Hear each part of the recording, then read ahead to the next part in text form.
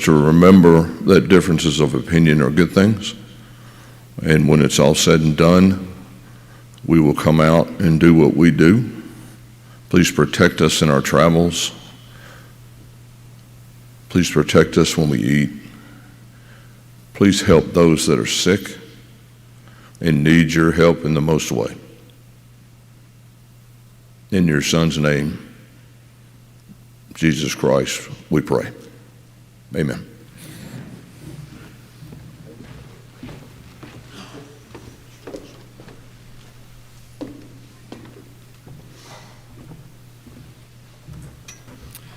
Pledge of Allegiance will be done by Steve Shortland.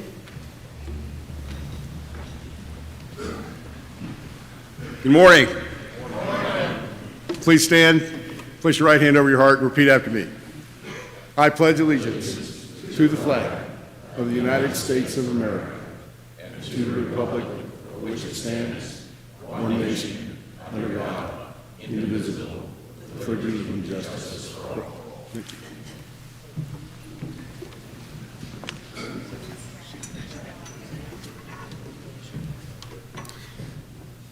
National anthem will be sung by the great Larry Montgomery.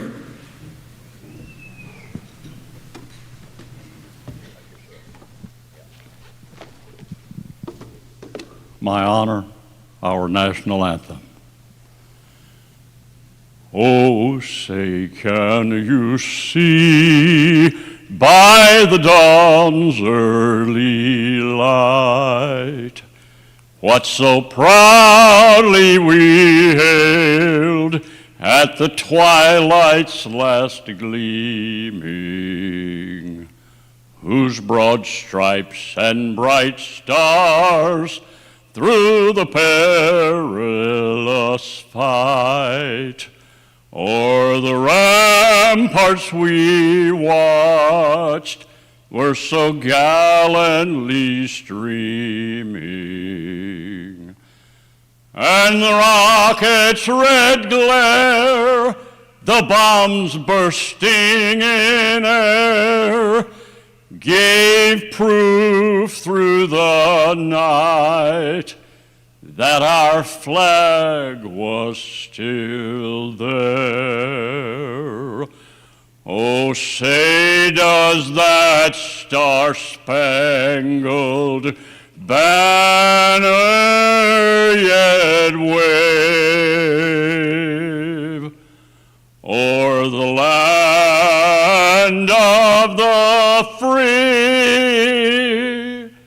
and the home of the brave?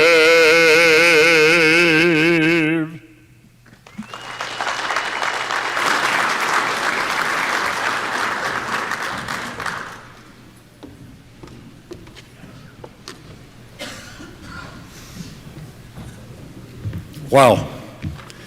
I look forward to that every year. I can't, just remarkable how he sings that. We recognize Veterans Day on today, whether it falls on or not. You know, we wear red on Sundays. We have a short presentation to show you guys. Oh, how do you work it? You want me to run? Yeah.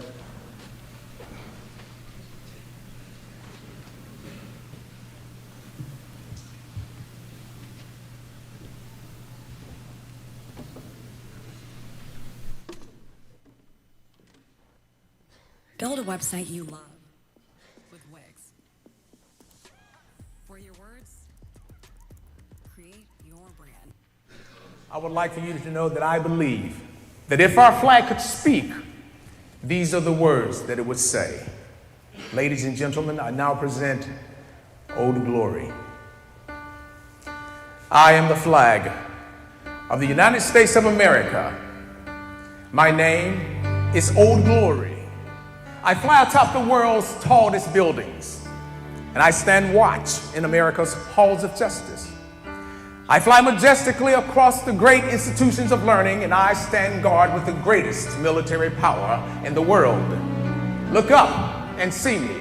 I stand for peace, truth, honor, and justice. I stand for freedom. I am confident, I am brave, I am proud, and I am ready. When I am flown with my fellow banners, my head is held a little higher.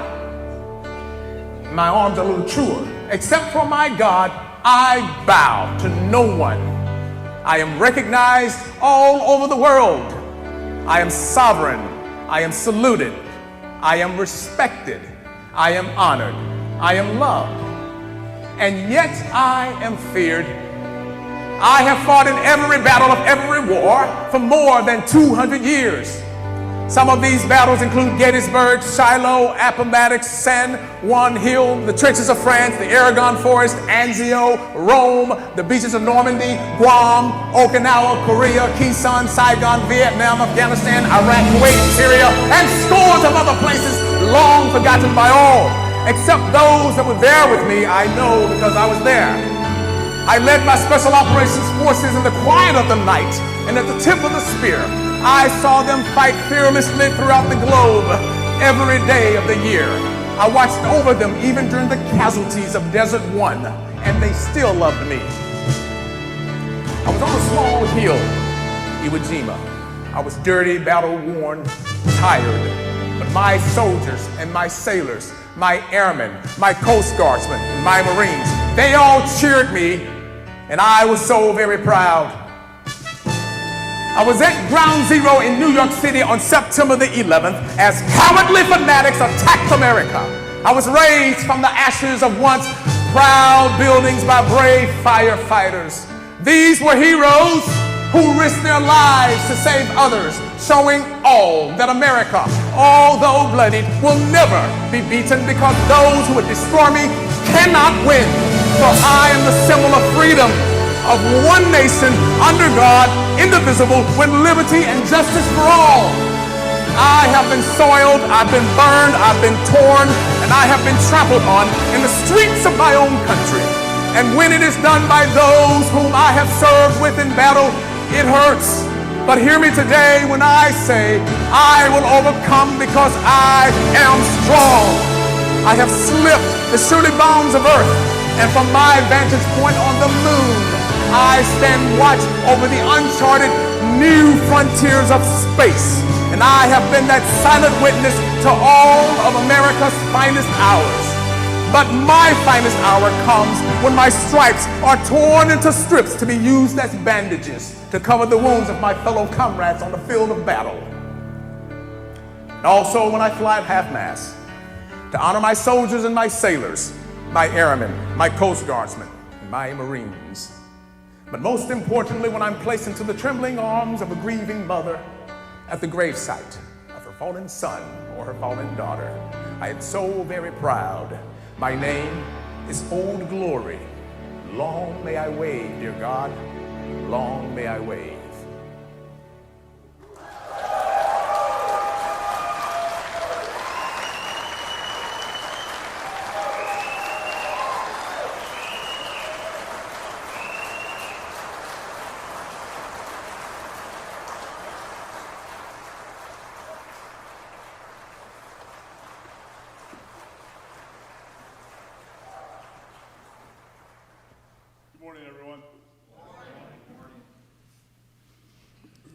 Get this past this screen right here.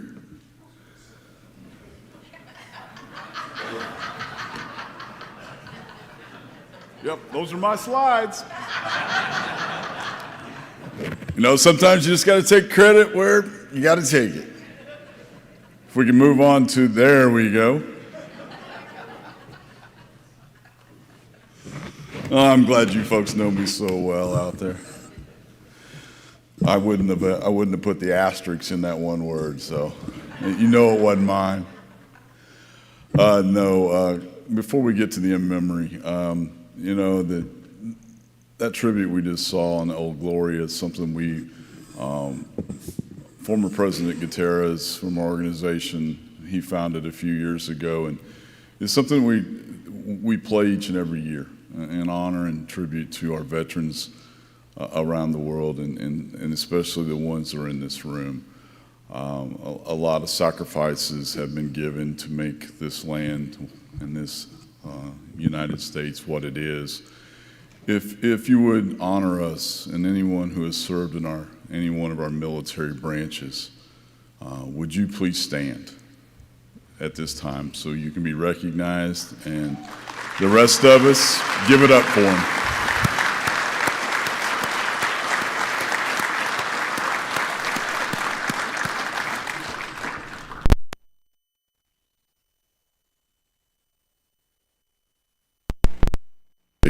And be a part of our family. But like all families around the world and around the United States, we lose people. And this segment is about those people who have meant so much to our game and have done so much for our game in the past several years that we want to have a memory of them. As I'll go through the information that we've received here at the office on the slides that we have, and then once those are complete, if there's any others that need to be mentioned at that time for memory, please go to the microphones and we'll get those names out there so that everyone can honor those folks as well. When everyone's done going to the microphones, and we have a list of the people who have passed on, then we'll do a moment of silence. So we'll start off with the ones that are former council members and Hall of Famers. Dr. Virgil Ackerson, former Oklahoma State Commissioner and Commissioner Emeritus. Dr. Atkinson, Virgil actually passed away in '24, and unfortunately we weren't notified until sometime this past year. But Dr. Ackerson, a great member here in Oklahoma. G. Pat Atkinson. I was going to put his full name up there, but I didn't think anybody really know who it was. Anyone know that it was Gene Patrick Atkinson? But G. Pat Atkinson, past commissioner of Alabama and a past president, 4-time past president of our organization of USA Softball. Walter Babcock, jail commissioner of Massachusetts. A dear friend and a gentleman who continued to work with us after he was no longer commissioner, just passed away here recently. Doug Dicey, former New Hampshire commissioner and commissioner emeritus. Player rep, an individual I enjoyed spending a lot of time with, Michael Bundy Gentner from Minnesota, their president and council player rep. Dan Kinney, former commissioner of Missouri, was serving also as a commissioner emeritus. Big Bob Savoy, Robert Bob Savoy, USA Softball Hall of Fame umpire and former national umpire staff member for many, many years in the old Central Atlantic Region 3 when we had it. And then Hall of Fame fast pitch player, Billy Stewart. Those are the ones that we received from that were a part of the council and Hall of Famers. Others that we've received from the state: Tom Chappelle, slow pitch Hall of Fame from Metro Detroit. Jan Duck, USA Softball Pennsylvania Deputy JO State Commissioner. Dan Eakin, President of Olathe Girls Softball Kansas City Metro. Lauren Fisher, President of USA Softball Kansas. I know Lauren was with us many times at this meeting as a proxy for the commissioner position in Kansas. Justin Hendrickson, player for the USA Softball Minnesota. Kelly Holmes, fast pitch Hall of Fame Metro Detroit. Michael Johansson, player, manager, umpire for USA Softball of Minnesota. Jerry Johnson, past UIC of Metro Mobile, Alabama. Tanner Johnson, USA Softball umpire from North Dakota. Milo Caroon, slow pitch Hall of Fame, Metro Detroit. Clark Lawrence, USA Softball umpire from Metro Detroit. John Maurer,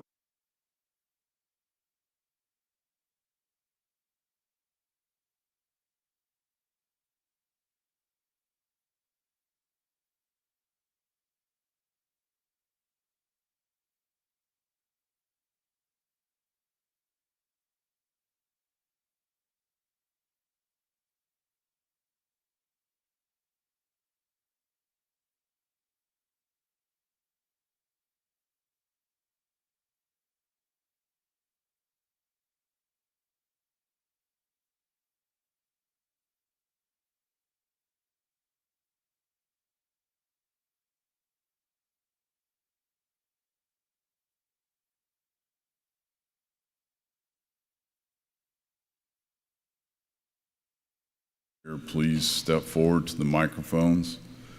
I appreciate those associations who have forwarded this information to us in advance for us to be able to put their names up on the screen and read here in this setting. Anyone else? Oh, here we go. David Ritzma, USA Softball of Michigan, former Deputy Umpire in Chief. Thank you, Brian.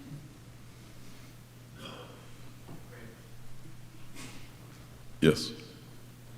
3 umpires from USA Softball Arizona: Les Roberts, Roy Stepp, and Sam Webster.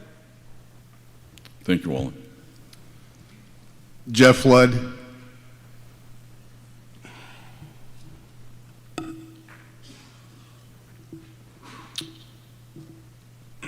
USA Softball men's team, Futures, was an integral part of that team for many years. We lost him tragically in a drunk driving accident.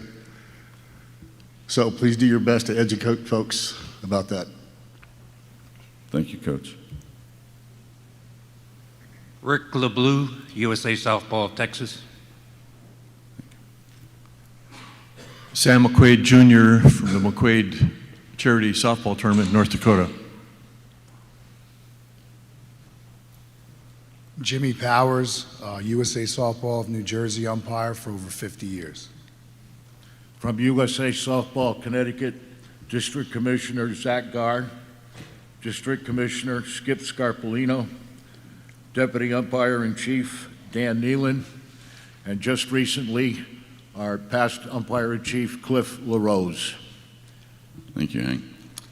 These are all umpires from New York State: Ernie Barito, Scott Brownlee, Brian Serow, Sean Cunningham, Kirk Clark, Dana Hanna, Art Hayner, Ray Keller, W. Gary Newender, Gary Plattick, John Saxony, Les Shisley, Tim Shaw, Joe Swideri, Bill Smith, and Gary Williams.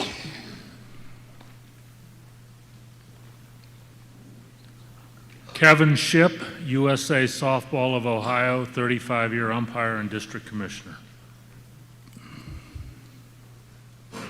Bruce Ellison, USA Softball Central Cal, Deputy JO. USA Softball of Utah, umpire and administrator, Rick Halbert. Delaware Softball Hall of Fame, State UIC, Diane Carden. USA Softball South Dakota, umpires Ken Warren, Ken Friesen, Mike Ashoff, and Hall of Famers are umpire Bob Bellato, player Jim the Milkman Grunwald, and player Ralph Lefty Vrooman.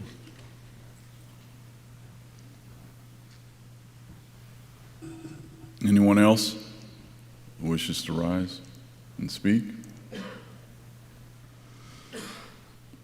Not seeing any, let's please take a moment of silence for all these great individuals for what they've done for our game and what they've done in life.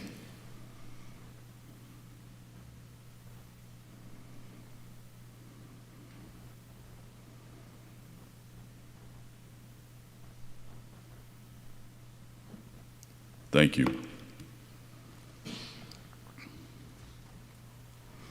At this time, it is my pleasure to bring back to the microphone for a few comments the individual who has served as our president for the past 2 years. It's definitely been my pleasure getting to know each and every president I work with. It's different, and getting to know those individuals at a different level is always amazing, and what you learn about people and how they grow into the position and what they've done. So, Dave, congratulations on what you've done for the last couple of years as president, and I thank you for that and your friendship. So, our president, Dave Devine.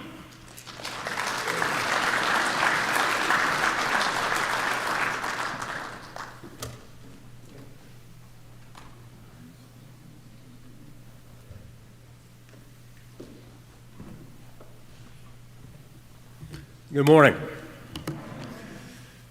So yeah, this is kind of people came up to me this week and said, "Are you going to be sad about not being president anymore?"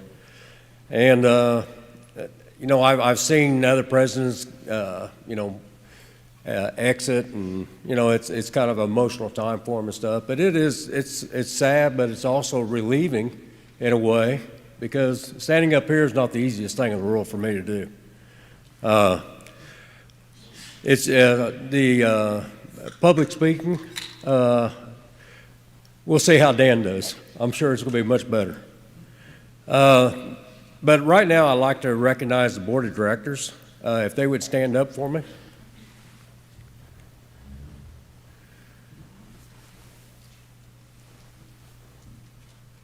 Thank you.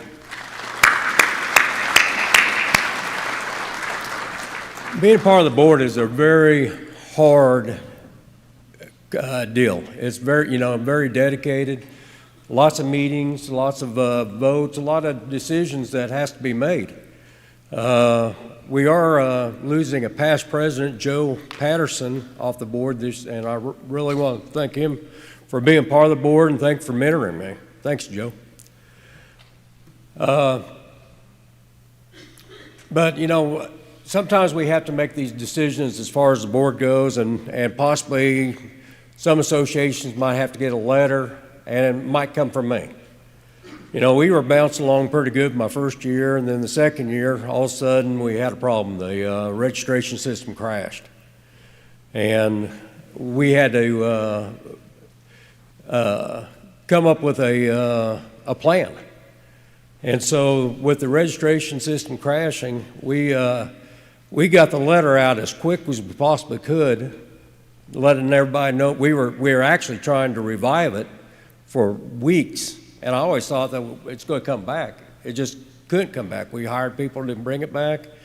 And some of the council members were sending letters like it was a conspiracy theory, that we made it crash.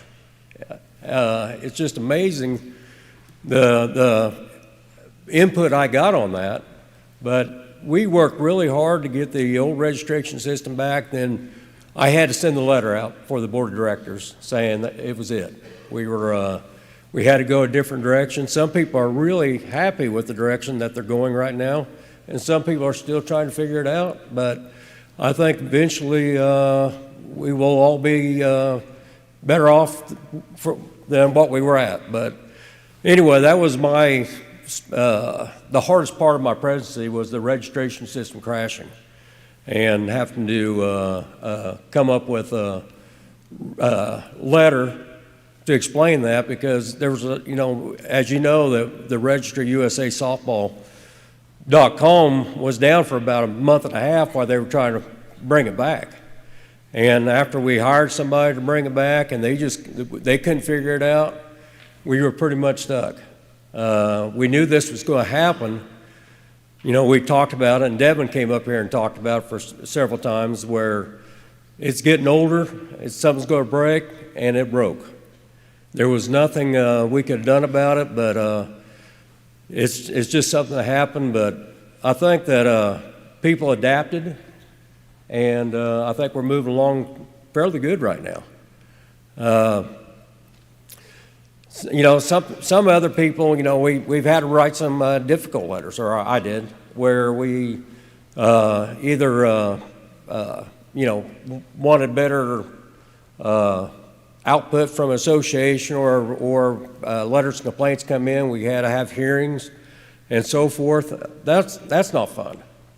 But we had to, part of the board of directors, once again, we had to come up with that letter, and I had to put my name on it.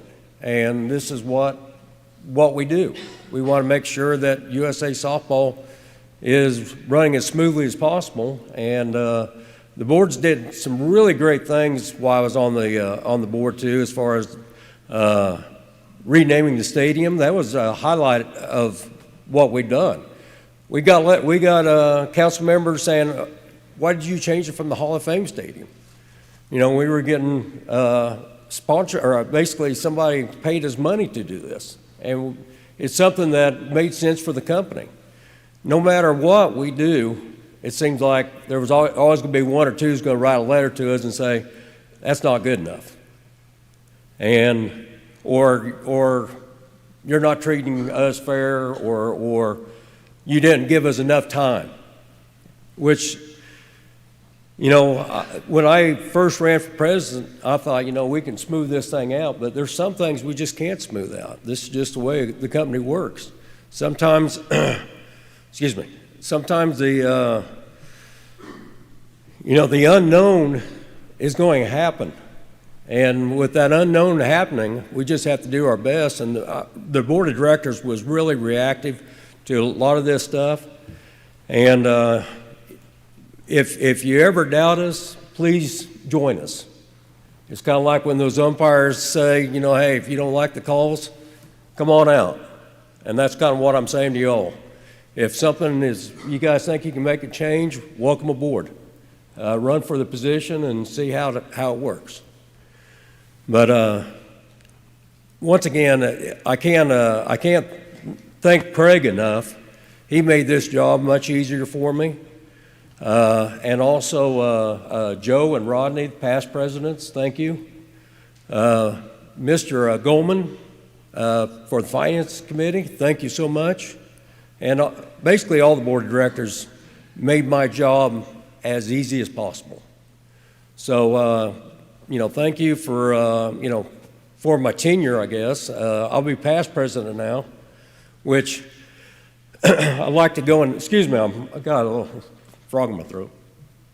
I like to go on that a little bit, but being president, and this is kind of a message to Dan and to whoever wins this incoming election, and I didn't realize this when I became president, but I would, whether I'm at the Hall of Fame Stadium or even Dallas-Fort Worth, where I'm the commissioner, or overseas or the different countries, I cannot tell you the pride when somebody comes up to me and says, "You're the president of USA Softball." And little do they know I don't have any control, but it was nice taking pictures with them. And just you know, it was my honor to represent you guys as president of USA Softball. I can't thank you enough for voting me in, and anybody considering being president of USA Softball, I highly encourage it. This is my one and only shot at it, and I'm not going to run again, so you don't have to put up with me again. But I really, I just can't thank the council enough to, when I got the vote to do this. This is probably my speech for Sunday too, so bear with me.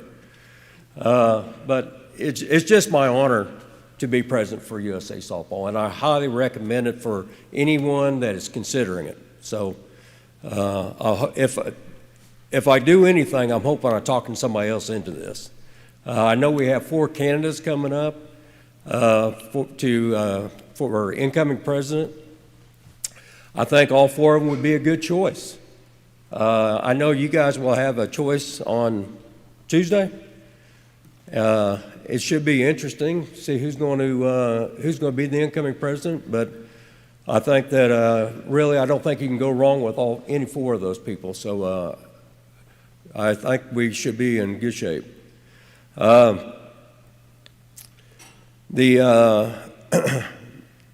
Something else I would like to touch on is that Oklahoma City, and Craig's going to expand on this, but they just passed a bond for our infrastructure out there, and I can't. What Oklahoma City does for us and USA Softball is absolutely amazing. We are, and you know, the people that remember us going to council meetings at different locations throughout the United States, we would go to council meetings where they didn't even have softball there. It made no sense. These people support us 100% and support USA Softball 100%. And I think it's an honor to have it here to give back as what we can give back to them. And, you know, we're just very fortunate that the city of Oklahoma City takes care of us. Something else I'd like to touch on just a little bit, and this is do with the associations. And I know Dan has a good plan for the associations. I can't wait for him to lead us in that direction. But even though our numbers ain't showing it, I feel a different vibe. I feel like that we are turning a corner. And I think that shortly, and every association that does softball is kind of struggling right now. But I think shortly we're going to see a trend for USA softball, especially with the Olympics coming up and stuff. I think all the associations are going to benefit from this. And I just think that we are on a really good path right now to make some progress. And maybe, I don't think we're ever going to get back to where we were the king. But I think we are the leader, but we were the king at one point. We can tell people what to do. I wish I was around at that point. I never was around at that point. But it would have been nice to, if we could have saw the future back then, we might have worked with people a little bit better. But I feel like that, I really feel that we are going to be in a good direction coming up, and with the, I think the main thing that we're going to have to concentrate on more than anything is the networking among associations. It seems like we have some broken links out there, and some people are really strong and some people aren't so strong and stuff. I really feel like we have to be strong over the United States in order to make this turn, and I think that's where Dan's going to be really good at.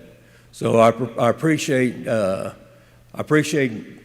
of the plans Dan's coming up with and stuff, and I'm sure he's going to be sharing those with everybody here shortly. But, once again, I don't do this really good, talking, so I'm going to pass this to Craig, and he's going to give us the state of the softball. Appreciate it. Thank you.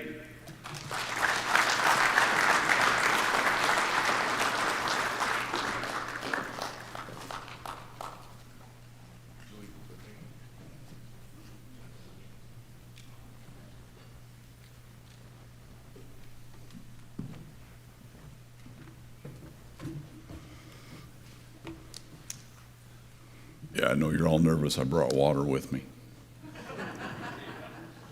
But remember, I am 64 years old, so when you put water in.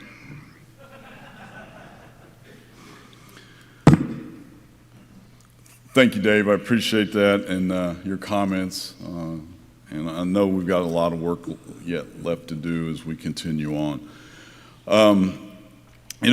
Before I get into the slides, I want to talk a little bit about last night.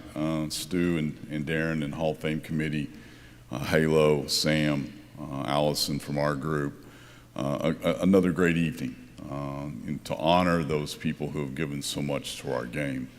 And obviously one last congratulations to all the inductees that went in last night, slow pitch players, fast pitch players, administrators. It was just a great evening, and so congratulations to those 7 individuals that went in. Enjoyed each and every one of them when they got up and they talked and gave their story of where they came from, and that's what the Hall of Fame's all about, in my opinion. You don't expect to get there, but when you get there, you need to take your time and express yourself and speak from the heart, and I know that each and every one of those 7 individuals last night did that, so congratulations to each and every one of them. We'll start off with commissioner directors, appointments, and every time you have appointments, obviously you're going to have someone who's stepped aside and is moving into a different phase of their life, into retirement or just stepping aside for a little bit of time. But going into this next year, John Hand will lead us in USA Softball of Illinois. We've taken Chicago and Illinois and we've merged them together to have one commissioner. Going forward, I want to say thank you to Bob Adams, who was the commissioner of Illinois, and Tom O'Neill, who was the commissioner of Chicago for many years. And as we move forward into the next portion of this. John will lead the state of Illinois, and he's already doing some really great things to bring that state together. Ryan Melson, named as in the USA Softball of Delaware as a director there. Ryan's really impressed with what he's doing and seeing some of the things, so good luck to you, Ryan. I appreciate Commissioner Hutcherson having that state under him for a period of time and helped to maintain it as we went forward. USA Softball of East Tennessee, Tim Doby. Tim has expanded out and is doing some of the stuff and really has a great working relationship with the city of Johnson City and has done some super things there with national championships. So Tim, thanks for taking that extra added responsibility. Keith Morrell. I've known Keith for many, many years. Him and his wife, Stacy, have been really, really hard workers in the state of South Dakota for several years. And Keith's stepped in and done a great job. But also with Gary Young being the previous commissioner there, Gary has really made his transition easier and has really stayed on to help him. So thank you, Gary, for your assistance with Keith. And Keith, I appreciate the great job that you're doing here initially. At the beginning of next year, we will also have a new commissioner in the state of Utah. Steve is still the commissioner, still here. Steve, our friendship goes long, 1993 as umpires, I believe, or back in that time frame. But Steve done a great job in the state of Utah, and for that we say thank you. But we have gone through the selection process, and Debbie will be taking over as we move forward there in the beginning of the year. Other associations, we still have some work to do in them as far as commissioners or directors go. And this is my comments to you folks. If you know anybody in these associations that are open, that I'll give you here in a second, please reach out to us. Reach out to Allison. Reach out to someone that's the regional vice president in that area and give them that information. You know, being a commissioner is not easy. You don't have to try to convince us of that. Excuse me. I'll be the first one to say, I've never been a commissioner. I've been a district commissioner, but it was back in the day that Dave talked about when the teams were coming to us because we really didn't have any other, there was no other choices out there as far as organizations or associations. So, if you know, like I said, I know it's hard, it's time consuming, it's a lot of work. Instant information is expected because of today's age with the internet and everything. But, you know, we'll be doing a search in the state of Indiana. We'll be doing searches in the state of Kentucky, in the state of Florida, and also other associations that may come up. So one of the other mergers that did happen this year is that the USA Softball of New Mexico was merged into USA Softball of Texas. And I know that the Texas organization is up and running and pushing that organization extremely hard. I also noticed that New Mexico State UIC was still here for the UIC clinic this week. So it tells me that even though they've been merged, there's still a lot of work and support going on between those organizations to make it the best when we have a transition state. So again, a lot of changes. We're always going to have changes. Some for the better, some maybe not for the better. But, you know, it's one of those situations that we have to continue to do the best we can with the people we have and move forward and to move our great game forward. So if anybody has any suggestions on any of those, please don't hesitate to reach out. Any and all input would be greatly appreciated. I guess there's one that's in my mind I've forgotten. It's St. Louis. Ron Taylor will be stepping down here very shortly, and we'll be in the process of getting reviewing that association and making decisions there. Some of the things that went on this year that were highlights, you know, especially for us in the softball world at Devon Park, and I'm glad Dave he touched on Devon Park a little bit. I know that any time that you have a name change and things like that, it's hard, and I'll talk a little bit more about that when I get it back into the into the stadium and what the city has done for us. But obviously things that we had at our facility is the Gold Nationals, and I want to share a video here on the Gold Nationals if I could.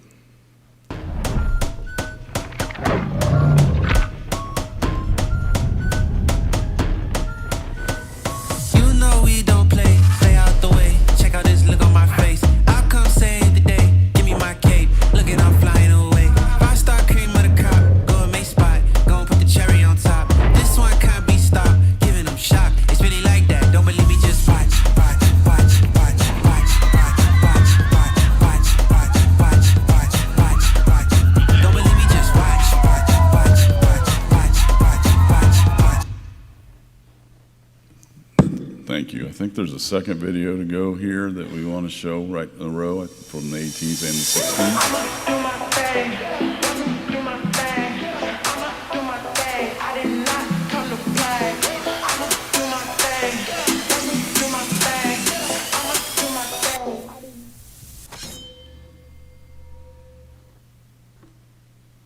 Thank you. The Gold Champions, as we know, those championships have been really hard to keep pushing and keep going. Anybody that ever asks for a berth, say yes, and we'll get you one. We'll find you one from that standpoint, so don't ever hesitate. We've got it. We've worked through a lot of the code proposal issues and things like that are in there to be able to get teams to participate. I appreciate the work of the commissioners and the JO commissioners that are sending us teams for that event, and definitely appreciate what Candace and Troy and that group is doing to bring more and more teams to Devon Park to play in the Gold National Championship Finals.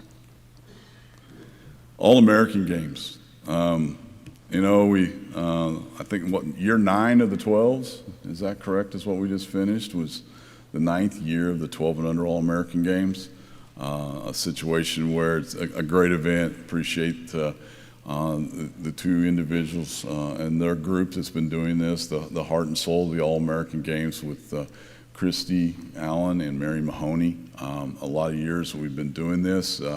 You know, when you do a long-term event, and we understand that with the border battle, every time that you do a long-term event, you have to find ways to spice it up and to keep it fresh and to keep people wanting to come back and things like that. And I appreciate that group and their committee and our office staff and being able to continue to be creative in bringing this event and allowing those 360 young ladies at the 12 and under participate and have a good time and be able to have that at our stadium, and it really means something to watch them out there and they're playing. They're our future, because we can go back and look at statistics and how many people that played, how many kids that played at that 12 and under are now playing Division I college. How many people that played at that level are now playing in the national teams, potentially. I mean, we've had 3 or 4 of those that have come through. So it's great to get them introduced to USA Softball at that age. This past year, we added the 14 and under with that. I know it made it for a lot longer week for everyone. Played the 14 and under on the front end. Very lucky there that, thanks to all the regions and all the work that everyone done. We had 23 teams that participated in that, one short of the 24 that we're looking for. So congratulations on another 340 plus athletes that had the opportunity to play at Devon Park and get them more embedded in what we do at USA Softball. So All-American Games group, anyone that has anything to do with it, from the bottom of my heart, thank you very much for what you do. And it's great to go out and watch those young ladies just having the time of their life and continue to make it better, and that's what we're here for. So thank you very much. Is there a video to go with this?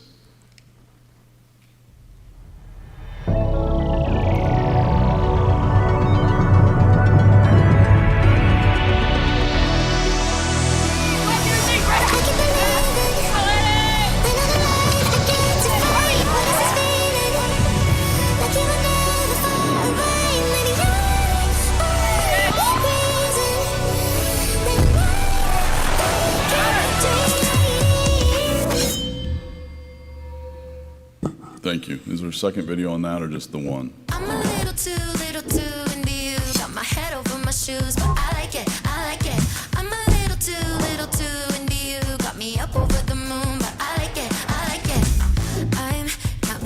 in your eyes, I'm losing track of all my time. It's like I'm high. Tried not to slip into your blue, but I've been slipping into you. The floor is ice. Thank you. You know, the great thing is that people get to play at our stadium. The one thing that I have to listen to from a lot of people around the world is, well, you have no fans. You know, but our stadium is so large that it's going to look like even if you had 500 people in there, it's going to look like that you didn't have that many people. So, hey, we'll just keep doing what we do, and we're there for the players is what we're there for, and whatever fans want to come out and watch our great game, they're more than welcome. Other events that we hosted this past year was our men's major fast pitch. This event was, we had to move the dates on it because of the World Cup and the World Games that our men's program participated in. So we hosted this tournament at our stadium this year in the coolness of July. You know, I thought that everybody would think about that a little bit more. But you know, it is warm in July. We know that in Oklahoma City. But these athletes, they love being there. I've been told they want to be there every year. I think that's partially true. They really like the atmosphere in the stadium and everything with our video board. But this tournament needs to move around and continue to be seen in different areas, especially where our fast pitch is seen. But we're very proud to have hosted this event. Congratulations to the Bear Creek Gremlins for winning another national championship in our men's major fast pitch division. Is there a video with this? Jordy, I don't remember. Okay.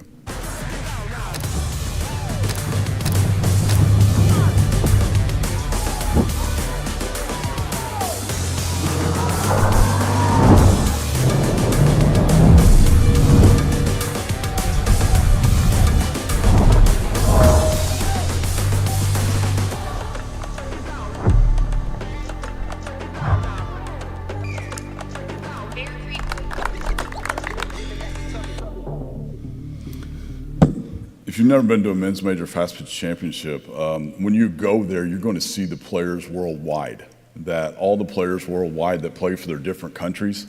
It's interesting to watch the people from different countries that come together and play on the same club ball teams.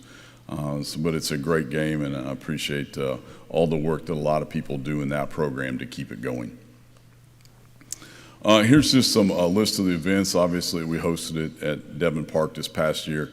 NCAA Women's College World Series, Border Battle, Gold Nationals, Armed Forces Championships, All-American Games, men's Class A and B slow pitch, women's open slow pitch. We also hosted the men's Super and Double A slow pitch in Oklahoma City, but we've heard them. They want to play on a larger field, so we found larger fields for them to play on here in Oklahoma City during that same time frame that the Women's Open was here. And then we also hosted the WBSC Women's U18 World Cup Finals that was in Oklahoma City the last part of September and the first part of October. Here's some numbers for you.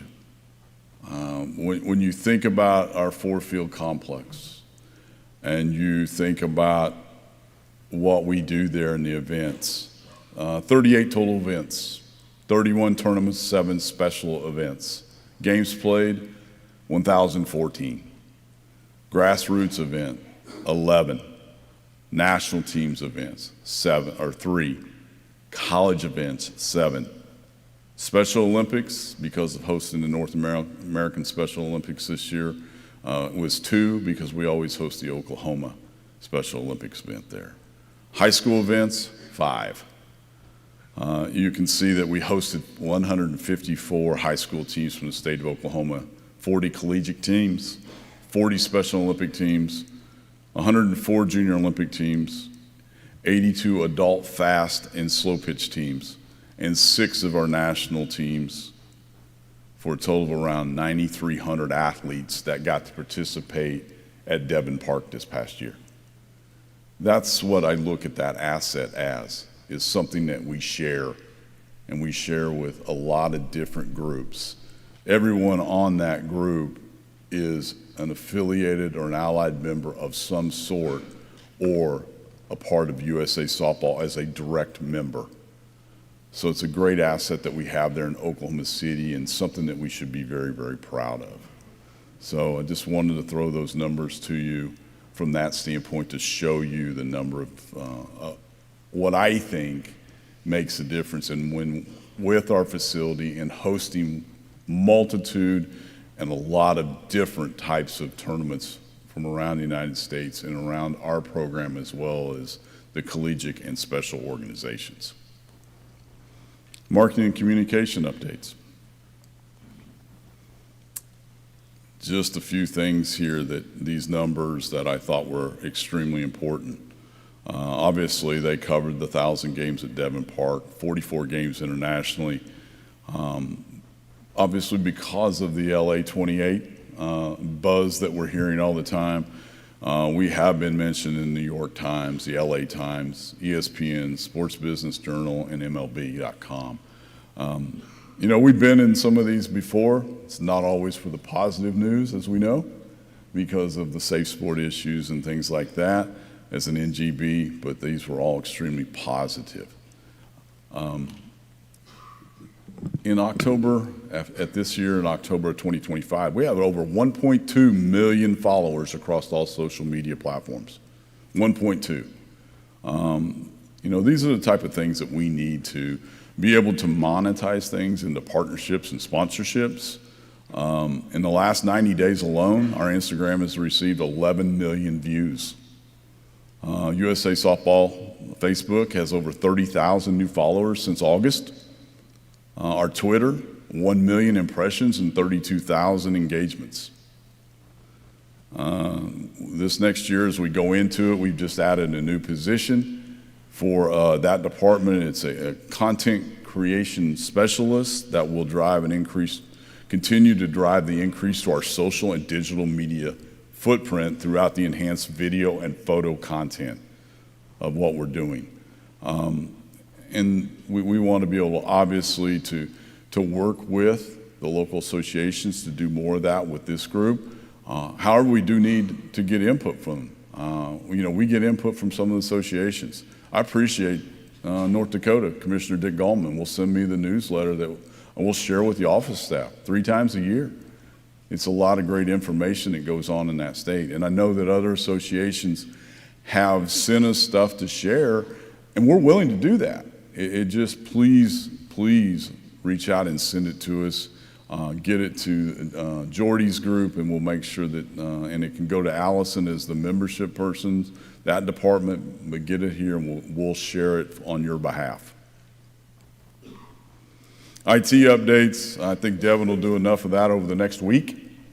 I know that we've had to replace a lot of computers because of Microsoft 10 going bye-bye, so we've had to upgrade a lot of software and a lot of hardware for the past year. I appreciate each and everything that Jay and Devin and Kyle Brewer and that group do.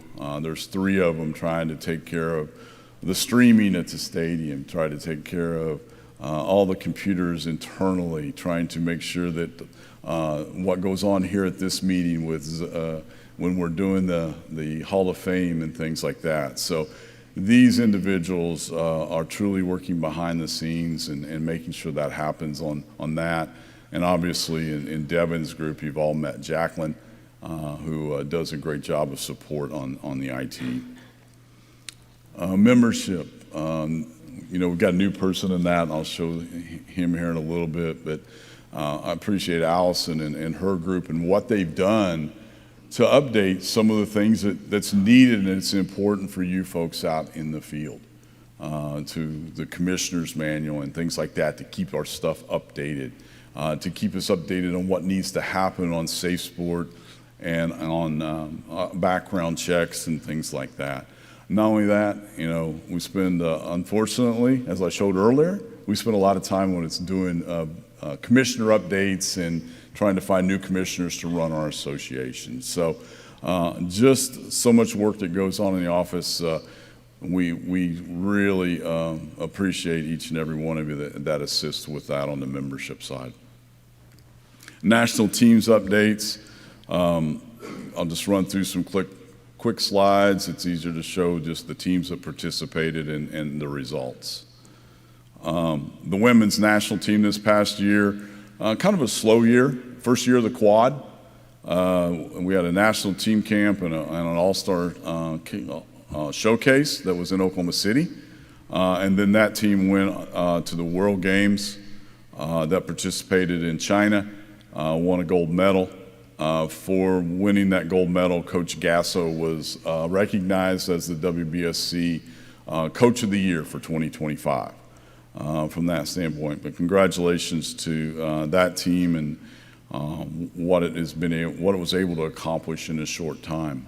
Looking forward to continued great success for them as Coach Gasso continues to find the best ways for us to move into the future and to our ultimate goal. For those of you who were here last night, Kelly Crutchman, just basically she guaranteed a gold medal. So I think that's great from that standpoint. So we're looking forward to that and having that done.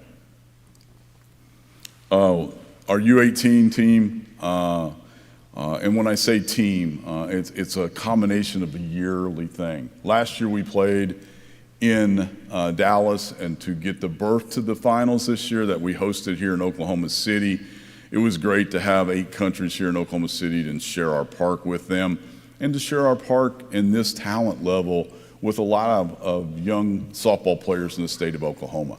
Oklahoma City schools brought out a lot of their softball players for the finals on that Wednesday. But our team, we were fortunate. We won the gold medal there with a 5-0 record, beating Japan a couple of times along that. Obviously in the finals game, winning that. But that team, in the qualifying team, the HPP program, which I'll talk about later, that's where these athletes came from, was through that pipeline that we're so very proud of. Pan Am Championship for our U15 women's team and the qualifying round down in Acapulco, Mexico. And then at the World Cup this past year, a few injuries that kind of bit us during the event. Ended up going 7-2 with a bronze medal. Still had a lot of, as you can see on the podium there, we still had a lot of individuals who got individual awards. But like I said, some injuries that happened when we were there in Italy that kind of derailed us against Japan, and then just didn't have enough to go against Puerto Rico the next day. But did come back and win our final game to win the bronze medal there. So congratulations to that team. Coaches, we've been blessed to have great coaches along the way. Obviously, you see national teams: Patty Gasso, Kelly Crutchman, JT Gasso, Jen Rocha, John Bargefeld. They all made that long trip to China and coached there. The U18 team and the U15 team, both the head coach for both of those teams was Kyla Hollis. Kyla is out of the Houston area. She's been involved in our national team program for many years, had a lot of success, and we appreciate what she does for those two programs. Elisa Goler and Kelly Crutchman assisted with both teams, and then Jillian Calloway and from Maryland, D.C. area, as well as Idia McMichael from the Dallas area, also served as assistant coaches in our U15 program for those two teams. Men's national team update. We went into the year with our men's program. We knew it was going to be pretty good from that standpoint. We finished third with a bronze medal in Canada at the World Cup Finals in Prince Albert. It was tough during the pool and the round super round games when you're ahead going in the 7th and then you don't win. Those are tough times. But I appreciate what the guys did, and they battled back and came home with the bronze medal. Great trip, great athletes. I know that we have a couple of those athletes that were with us last night. I don't know if they're still with us today. Nick Mullins, who's one of our board members, and then Eric Ochoa.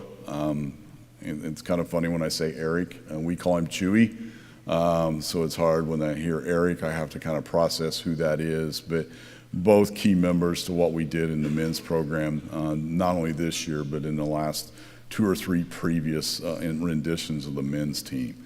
And then at the World Games, definitely a highlight. We did not get to play the final game, the gold medal game against Japan men's because of the weather. So they declared co-champions, which, okay, we'll take it. We'd rather have played the game. We knew that we were going to win that outright gold medal. But I'll tell you what a feeling to stand there in China on that podium and you hear the national anthem of the United States. I've been to a lot of different places and had a lot of great opportunities, but that was really eerie to hear that when you're in that country. So congratulations to the men who did that. And then our women got to repeat that about a week later. And it was the women's turn to hear that anthem in China. So important stuff for us. When we play at home, I always tell our group, opening ceremonies, national anthem, and the closing ceremonies, national anthem, need to be of the same country. You know, if we're playing at home, it needs to be the United States national anthem being played when they're having closing ceremonies. Men's U23 national team went to Argentina for a Pan American Championship to try to qualify for the U23. Unfortunately, we fell short there and did not qualify for the World Cup that's happening this next year. But I do want to thank all the coaches, the men's national team, Ron Hackett, Roman Ford, Greg Hicks, Gerald Muzalars, and Matt Allen from our staff. And then for the U23 team, Tony Oresco, Avon Meacham, and Bob Piddock. And then we were trying to put together a U18 team to go to a qualifier as well. We were unfortunate, could not come up with the funding to be able to do that. They actually had the qualifier 1 year earlier than it really needed to be. And we weren't able to come up with that qualifying, but to go to that event. But I appreciate Tim Hatton and Mingo Vera that stepped up, that was going to lead that team. And then the border battle teams. We've continued to do that. As I mentioned earlier, it's really difficult to always keep things fresh on tournaments and when you have them over a long-term time frame. When we started the border battle back in 2009, if somebody had told me we'd still be doing the border battle in 2025, I'm not sure I would have believed them. But we did. We've had some great support from our manufacturers on that event. I can't say enough about what they do and to bring the players to us and to have the equipment manufacturers that basically want to sponsor this event. Last year, in all the games, we were able to, with the Canada, our futures team, men's, was able to take care of Canada. But the important part is that those border battle trophies get to stay here in our Hall of Fame and not be shipped up to Canada. So congratulations to those slow pitch teams, and a big thank you to their coaches. Don Cooper, Shannon Cooper, Tammy Higginbotham. Women's futures was Ted Carter, Shannon Ellingsworth, and Mandy Holman.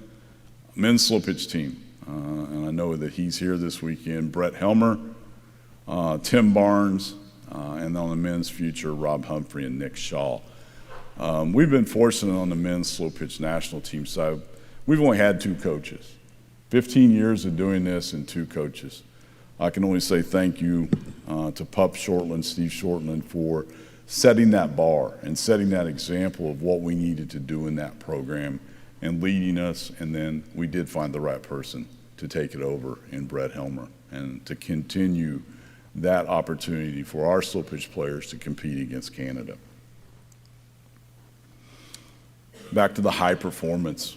As I mentioned before, the 18 and the 15U teams were selected at this high performance identifier, national identifier that was held last year in December at Jackie Robinson Training Center in Vero Beach, Florida. We were very fortunate that we were able to select those players there. But we had 414 players that came to that national finals event. But where'd they come from? They came out of the regional events that each and every one of you hosted in here.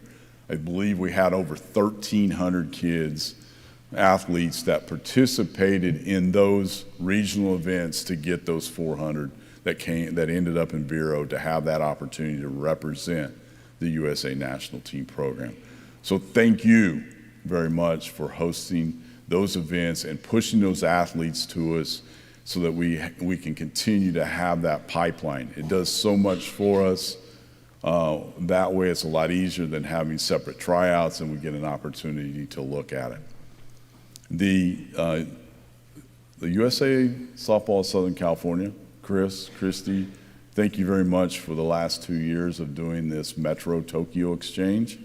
I know that I believe you just completed your portion of the exchange. Last year, we took a team from SoCal that went over to Tokyo to play. Ran into some weather issues, I believe, over there, and really didn't get to play too much. Probably would have been a lot better if it had been a week-long thing. I think our kids probably would have got through the sleep lag and everything else from that standpoint. But your support in doing that and what you guys did, I want to say thank you. It was extremely important for us to do that for our two communities, and then to have them back in your city, in your area, in your association, and host them there in Southern California. I heard we played a little better. Maybe the time zone and the jet lag has something to do with it, I'm sure. But also I believe that you took this year's team and maybe even last year's team came through your HPP program that you hosted there in Southern California. So using this HPP program to our biggest and fullest benefits is extremely important to us, to be able to continue to select our athletes that represent us, especially in the younger age groups, the 15 and 18-year-old group that moves on. It's Chris's challenge now to figure out how to get that men's program to use that HPP program. We've been asked by some, and we need to figure it out, and it's something that we'll look at really hard for the 2026 year. This year's national selection event is going to be in Vero Beach, as you can see, December 4th through the 7th. I invite anybody that wants to come down and just see what goes on there. It's an amazing 4 days.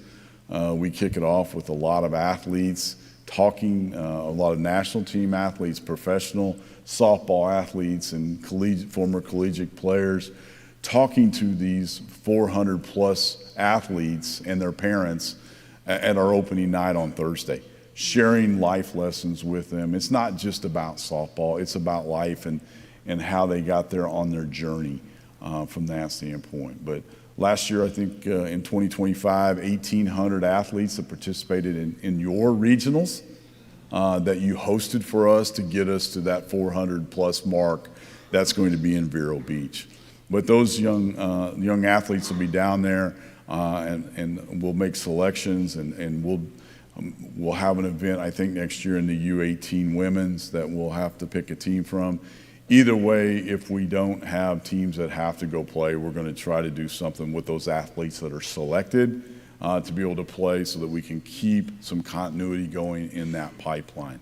So, there are good things that come out of COVID. This is one of them.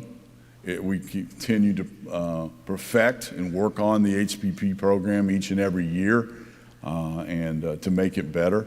And I know that a lot of that success in the last 2 years has been because of you folks and the time that you've taken and what you're willing to do and take a risk and host one of these regional qualifiers. So thank you to each and every one of you that have done that.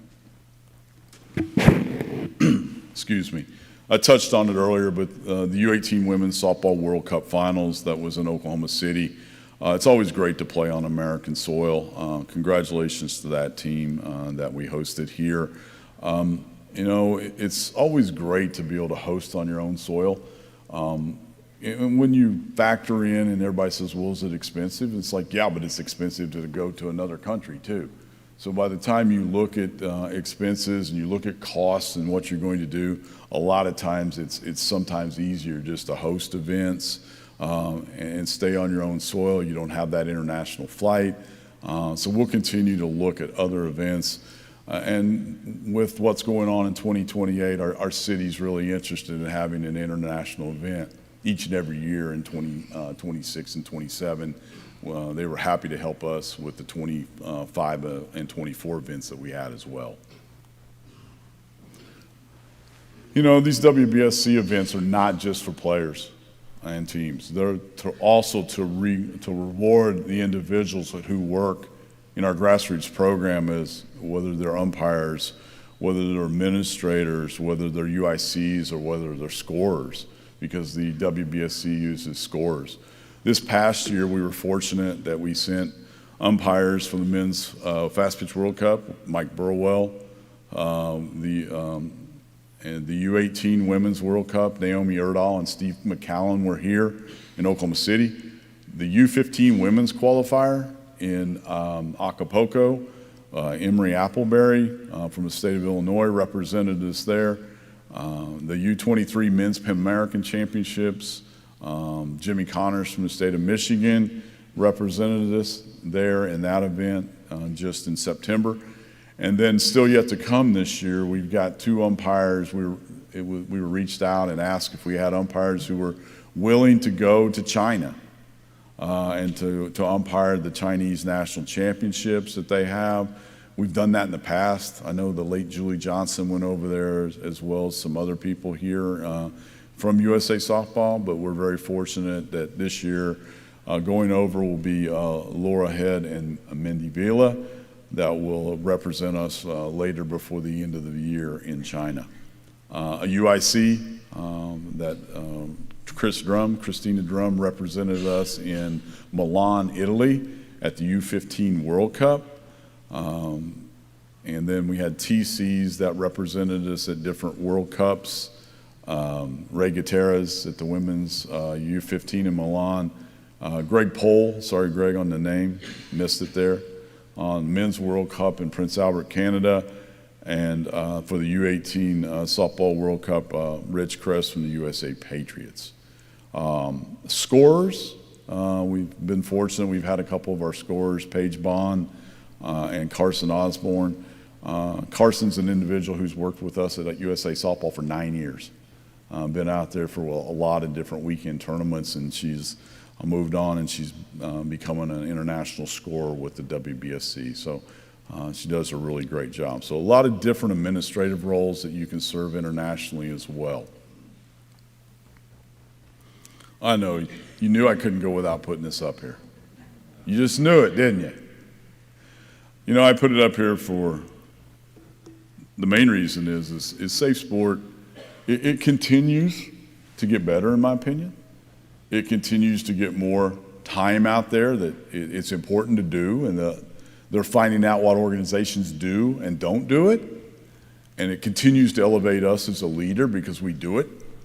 You know, they do have random times that they go out and they want to audit events. You know, we had a association this past year that hosted one of those that was just, it wasn't a full audit. It was, you know, they wanted to come and observe the tournament and how we did things. That was in Nebraska. So Joe Patterson and Ronnie and your staff, thank you very much for hosting those individuals with that event that you held up at your complex. And then just recently in the first part of October, we get notified 2 weeks in advance when they want to go and audit someone in a tournament in a certain situation. This past year, the association and commissioner that was chosen for them to go audit, or the event that they chose, happened to be in Seattle. So I want to personally thank Jim Donner, Commissioner of Seattle, and his staff for a successful audit up there. And Jim, I appreciate what you did in running that event, and I appreciate Jesse and Allison's work at the office for us to try to make sure that they understood what was needed. We didn't make that trip. Jim and his staff took care of it.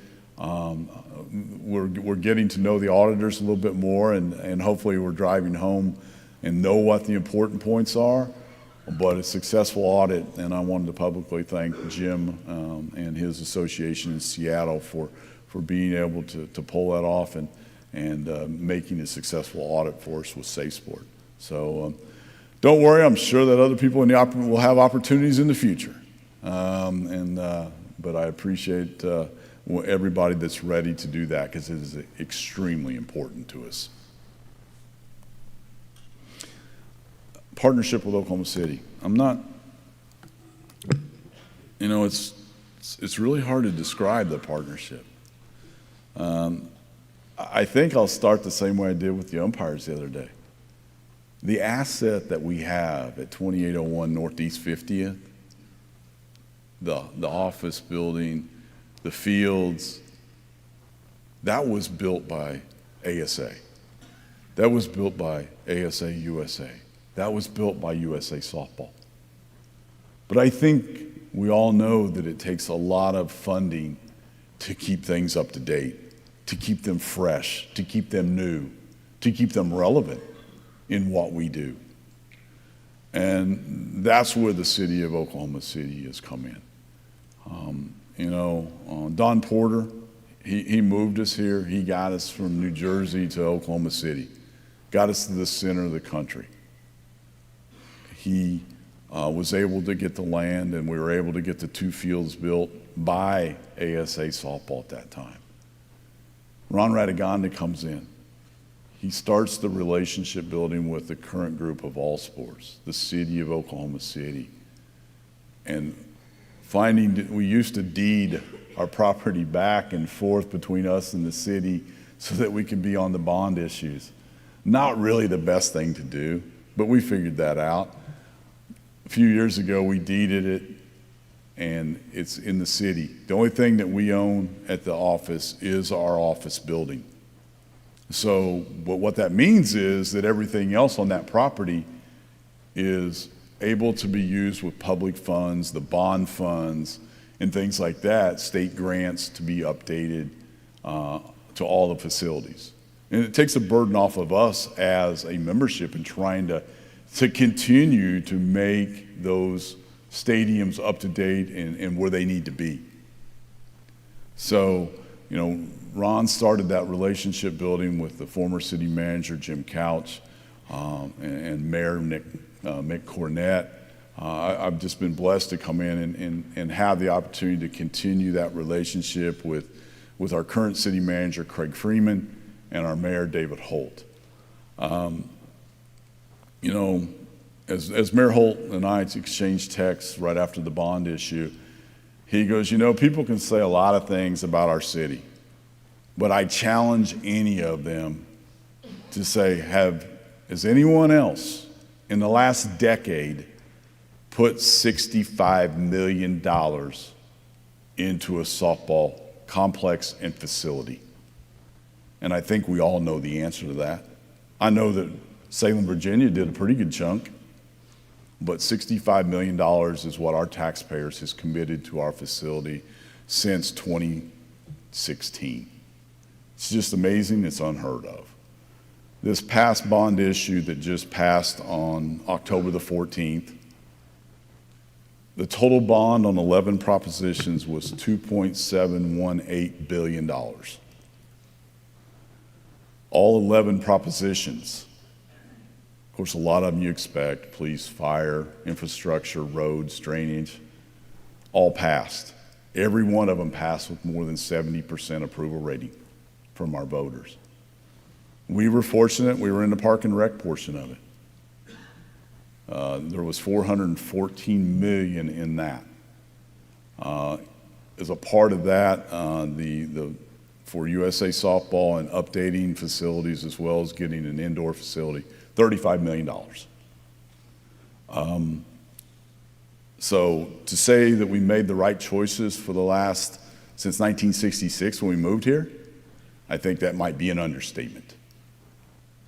And from the standpoint of just continuing to work with this group because our citizens, and yeah, I know that the softball portion of the LA 28 Olympics meant something, but also what means something is this Women's College World Series that brings in almost $30 million or over $30 million of economic impact each and every year that we host it here. So that's extremely important. The other thing is LA has made it very clear that this is a no-build Olympics, not building any new venues. You know, so we've been able to say that the stuff we're going to get is for the Women's College World Series, which it is because it's all been on the NCAA list for us and what they wanted to have from us as we move forward in the future. And the NCAA bid comes up in 2033, 2035 timeframe. So I know that the city of Oklahoma City, who's done something each and every year to continue to grow that partnership, has done all the right things for that renewal when that renewal does come up. But, you know, just a little bit about that money. The $35 million has to go to all infrastructure projects, upgrades to the stadium complex, not to the office building, not to the salary lines, not to the overhead budget itself. It has to be spent out on projects. What's designed and what will happen, and we'll be able to show hopefully some renderings in the not very far distant future, an indoor practice facility that will go outside of Field 4, the left field of Field 4, in that parking lot area there. And it will be 2 full-size indoor infields with cages that will drop down for hitting cages. We'll also have coaches, locker rooms, player locker rooms, a training room, a weight room, and a lot of other things that we need to potentially be a USOPC training site. And then we'll also have some office spaces in there as some ad alternates depending on what bids come back. We've started this project, obviously working on the plans of it, architectural drawings and things like that, many months ago. If anybody went to the Hall of Fame last night, heard John Miller talk about being a part of that project and where we're at now. This has been a unique for us. We've been in on the ground floor. We weren't in on the ground floor of any of our latest or last renovations, meaning that we went and listened to the architects that wanted to bid on this project. We were a part of selecting the architectural firm. We have been a part of all the drawings and picking everything and how we want the layout of the fields and how we want the locker rooms and how we want the flow set up. So it's been amazing that the city has allowed us to be a part of the process because it's not happened in the past. The other thing that this training facility will do is it will tie us into the underground locker rooms without coming through the field. So these players now will show up at that training facility. They can go out on fields 4 or 3 if they choose because they'll have assigned fields for practice. They want to warm up outside, but most of them will practice indoors and get ready there because that's what they do it at the college level from that standpoint. And then they'll directly go from that facility and they will go inside to the locker rooms from there. So they can actually go down and get in the locker rooms and get able to get back out without interrupting the flow of the play on the field, which is not something we had in our last design. So a lot of time and effort has gone into making sure that we make this as most functional as possible when it comes to that. The other thing that we'll be able to do is that we'll be able to share it after the Olympics. We'll be able to share it with some things that we want to do within the community for our younger kids to be able to bring them in at a younger age to get to know what USA softball is. And we find that to be extremely important is once you get them in there at a younger age, you can keep them. So, but the partnership with Oklahoma City it's second to none when it comes to working with the city. I can't say enough about Mayor Holt and the council and then the whole staff of the city that we work with. But it also is a testament to this group and to the people before you for having the foresight to build just those initial stadium and the second field, and then to continue on and to add the other 2 fields. I'm asked all the time if we're going to add other fields when we're out there. There's some land, but I'll be honest, it's in a 100-year floodplain. So having anything permanent there is not going to happen. Backstops, yes. Restrooms, no. Concession stand, no. So it's one of those situations that, I'm going to take the Joe Castiglione from OU route. I'm going to make my stadium small enough where it's a hard ticket. And that's kind of where we're at with our 4 fields and what we do now. It may be difficult to do certain events, but it's just fine for most of the events that we do. But excited about what's going to happen with this facility and see how it grows. Other updates is that's a part of this bond. We will update fields 2, 3, and 4 with some new backstop. Field 2 will look more like 3 and 4. The seating on 3 and 4 will be expanded all the way down behind the dugouts. Need to take some hazards out of there on sliding down the hill when kids get their cardboard out. I think those of you who have visited have seen that. So we need to take some of that risk out. Need to update our bullpens that are on 2, 3, and 4 as well. And the main thing that you'll see different in the stadium is that we need to replace the seats. A lot of those seats in the lower bowl, I think Ron and John and I sat in some of those during the U18. They've been there a long, long time since the stadium opened. So it's time to do a refresh on that. And that's what we'll continue to do.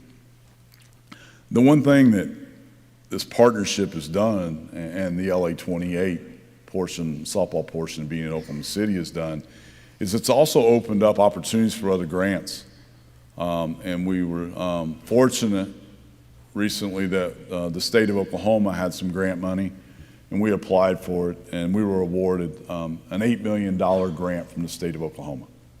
That $8 million grant has to be used on infrastructure or equipment. So we've been able to go out and have some partner deals with different vendors like John Deere. But the big thing that we're looking at using that grant for is to update our office building, the asset that's been there the longest, and taking that money and being able to put and freshen it up, whether it be on the outside or whether it be on the inside. For those of you who've been in our office, how many different colors of blue carpet are there? Maybe we should have a bingo card like the UICs did, and that'd be one of the questions. But we're going to look at doing a refresh there, and refresh and enlarge, updates to the Hall of Fame, updates to the gift shop, and updates to the offices. That's money that's not just earmarked for the facility outside because it's state grant money. And it's unique how it comes. It actually, when employees' taxes are taken out in the state of Oklahoma out of your payroll checks, you're paying it anyway. That money, the state's allowing that money to be earmarked on where it can go to what company to help as a primary funding source for that. So that's where they're diverting it from. That's why it's going to take potentially up to 5 years for this $8 million to all come. From that standpoint. But we're excited. This is all relatively new to us in the last 2 or 3 months. Still trying to go out and collect all those businesses who want to do that. And we're very fortunate. We have a board member that's with us as our independent member. I think will be a great help to us. Jerry Askins.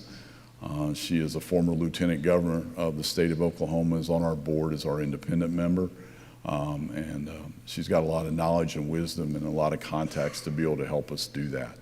So between her and Cheryl, I know that we'll be able to get that funding and might even be able to get it in 3 years versus the 5 years. So that's our goal anyway, is to be able to get all these improvements done by then. But, so it's, does it go without work? No, it doesn't. It takes a lot of effort and a lot of work, a lot of nurturing, and a lot of time that we spend with these partnerships. And would love to talk more about the Olympics that's going to be held here in the softball portion of it. But if I told you something right now, it would be different in 2 hours. And that's no offense to anyone that's doing it. Things change. And we've had meetings here in the past, and on Wednesday we're going to use this field for this. On Thursday they said, no, we're going to use this field for this. So it's still very, very fluid to a degree that it's really hard to communicate anything because it would just be outdated when we told you. We'll continue to have meetings. I will say this, for those of you who want tickets, I'll tell you the same thing I told my wife. January it opens up and you can get on the ticket list on their website. I suggest you go do that, honey. And then in April, you have the opportunity to find out if you can get tickets or not. We just haven't got that far along in the process to know what that is. From a USA softball staff, we know that it's going to be a lot of work between now and then. We also know there's going to be a lot of changes that will happen between now and then. The one thing I can tell you that during the time frame when prior to the softball portion of the games and to a time frame of a week after that, our staff will be relocated off-site, probably most of them working from home. When the MOU was signed with LA, the city and ourselves committed that facility to the LA 28 games. It will be a safe zone there. So, as I said, a lot of work to come, but it will, as our mayor said, it's one of those situations that sometimes you do what you need to do to make your community better. And this will make our community better. It will have a legacy after we leave here or after the Olympics leaves that we can't touch from that standpoint. And obviously with these bond issues and with the state grant, it's already showing us the importance of hosting these games for the LA group at Oklahoma City. In the past couple months, actually past month, we've had visits from Mayor Bass from the City of Los Angeles Mayor. She was here in late September. Casey Wasserman and the CEO Reynolds Hoover and the CEO John Harper were here on the 20th for a press conference on the field at Devon Park with our mayor. Just 1,000 day out mark is what it was. Actually, it's 998 that day. So that means it's about 991 today. Cheryl, I know you have that countdown clock going because every day that clicks off, we get a little bit more nervous. So, but that's kind of an update on our city partnership and the good fortune of being here. But always remember, ASA put us here. The membership, they built the first two fields. But the upgrades and everything, we've been fortunate enough for the city to do for us and our voters. But we're the originators. So for that, I say thank you. Moving into some national office staff hires. In this day and age, we see people who find better opportunities. They move on. They can work from home. They can do different things. And I never, when people say that they've got something better, I'm always happy for them.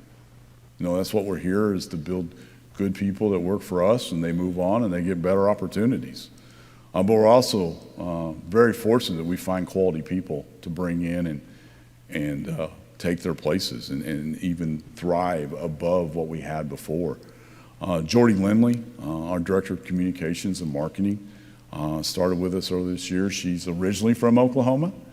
So I'm starting to look at that more and more. It's like, do you know anything about the Oklahoma weather? Do you know anything about what goes on in Oklahoma when we're doing the interview process? Just because some people get here and it's a shock. It's a culture, it's a weather, it's a climate shock to what we do and how it is. But Jordy came to us from the University of Utah. She was in their athletic department there last year. But she, like I said, she is originally from Oklahoma, right here in this metro area. Actually went to Oklahoma State as her degree. Next is Jana Pavlik partner relations manager. She works with Todd. She's originally from Texas, but she went to school at OU. Linda Orr, executive administrative assistant. As I introduced her to the board members yesterday, she'll be the individual that we'll see more and more. Things that come out to the board will come from Linda, but she's an individual that came in and really worked with Cheryl to get the College World Series finances wrapped up in a quicker fashion than we've ever been able to do with the NCAA. And then as she transitions more into making sure that we all know where we're supposed to be and what we're supposed to do. But welcome to Linda. The next individual, Cooper Peacock.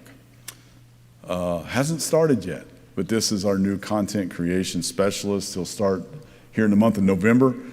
Cooper is at Oklahoma State right now. He was with the softball team there last year, and he's done a lot of great stuff when it comes to the creation and things like that. A couple people who are at our office currently, Caden Bradley in the membership services. I know a lot of you people in here have talked to Caden because he's on the tournament side of the house.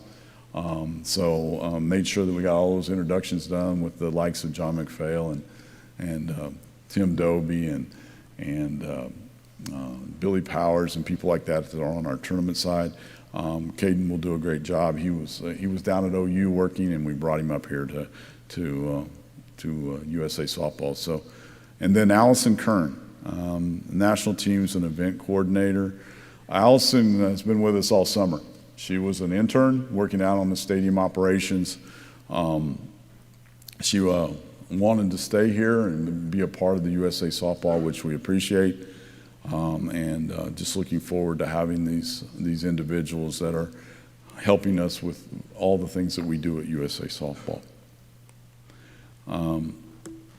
Outside, Troy Canaba. Troy comes from us from the state of Texas. Rodney Cobb swears I stole him. I'm sorry, Rodney, but your loss is our gain.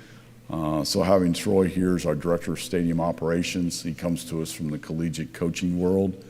And he was in the athletic department at Saul Ross in Texas. The more I learned about the city he was from, I'm not sure I could live there. Walmart, 30 miles away, I don't think that's heard of anymore. I didn't know they had them that far. Brenda Billings, come on as our concessions and special events manager. For any of you who've had our concession food, it's really, really good. When we do special catering events, like for the World Cup and things like that, it's really held in high regard. But so Brenda's done a great job. You may recognize her. She's probably been driving one of the vans this week that might have picked people up. Familiar face that was mentioned, name was mentioned last night by John Miller. Chuck White is back to be our field superintendent to get us through 28. Chuck left for a while to go build fields around the city and around the state, but he's brought his expertise back to USA Softball. But not only did he bring his expertise back, he brought his contacts and all the things that he's been able to build around this city and things like that. And Chuck is a highly regarded professional in the area of field maintenance. And if the grass don't grow, it's not growable. So we're lucky to have Chuck back. And then Mike Lunsford, and we call him Mikey. He's been with us for about 5 years, but he's finally full-time now out in the field maintenance area. So some of the new faces that we have here at USA Softball. At this time, I think we're going to, as I close my portion of it, it's truly been a good year. Obviously, when you have problems, and Dave alluded to it, so I didn't talk about the registration stuff, it's how you overcome them and how you work through them. Was the way we overcome them the perfect and meet everybody's satisfaction? No, but we're getting there, and we'll continue to get there. I appreciate all the efforts and time that Devin and Jacqueline and Jay and Kyle and that complete group have put forth in trying to get us back and get us working with a group that understands the sport of softball. And I think that's important, is you're going to have failures. If you don't fail, you're not doing anything. And it's how you overcome those failures and how you move to the next steps that's the most important. But in closing this portion of it, I want to say thanks for a great 2025, and look forward to an even better and busier 2026 as we move forward and we start to ramp up for the next 3 years in this Olympic quad. It's a lot different Olympic quad than we've ever had to look at before, just because of the sheer magnitude of not just the national teams having to gear up, but the city of Oklahoma City, the state of Oklahoma, and especially USA Softball having to gear up to be able to host an extremely high-profile event in the world, and to show everyone why Oklahoma City was chosen by LA to be one of its satellite sites to host not one event, not two events, because canoe, kayaking, and that, they have 6 separate medal events. So there'll be 7 total medals that will be given in Oklahoma City in those 17 days of the Olympics. And there'll be 16 days of Olympics being shown right here from Oklahoma City. And that's something that our community is extremely proud of. And all of us that live in this state can't wait for it to get here. And some of us are getting to the fact that we can't wait for it to be over. But there is a lot of work yet to do. But I appreciate everybody's support in here and what you do for your local organizations and your associations out there. And always remember, the asset at 2801 Northeast 50th was built by ASA Softball.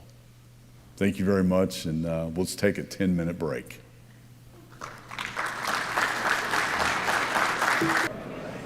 Please take your seat. Please.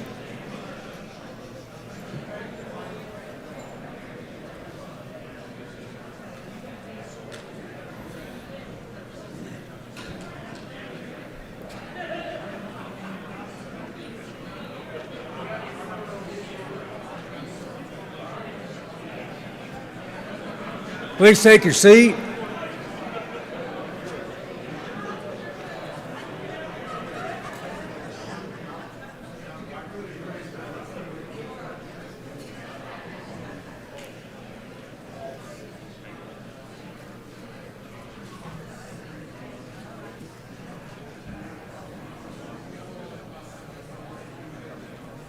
All right, I'd like to introduce to from Special Programs, Craig Pibert. Craig Pibert.